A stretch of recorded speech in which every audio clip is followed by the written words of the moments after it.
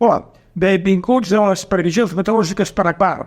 Avui titulem aquesta vídeo La revolució d'octubre. Per què? Perquè Déu-n'hi-do l'atmosfera com està i com estarà revolucionada al llarg d'aquest mes a les nostres latituds i a altres latituds. Ara parlarem, per exemple, als Estats Units, catastròfiques les inundacions que hi ha hagut a l'est i a la costa est i al sud dels Estats Units. Aquí veu diverses famílies, 12 dintre de la sala de la casa, absolutament inundada, unes imatges potents, com també les del Nepal, on han tingut un monzó extraordinari, malauradament amb més de 200 víctimes mortals, per situacions molt més abundants del que tocaria. Mentre que a Catalunya, doncs, pluja benvinguda a alguns llocs, a les capçaleres dels rius no massa, però ara parlem, mentre que al sud de Catalunya les tempestes de fa 2 setmanes amb prou feines han posat una miqueta d'aigua, per exemple, al pantà de Ulldecona. Formes de revertir la sequera una miqueta entre tots, gastant menys aigua. Mirin, això és un invent. Tota aquesta és la quantitat d'aigua que utilitzem, que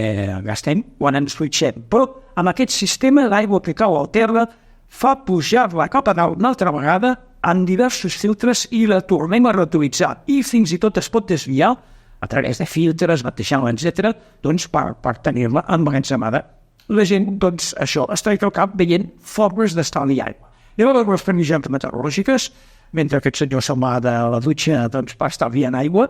Us ve a veure, primer de tot, com hi ha canvis importants.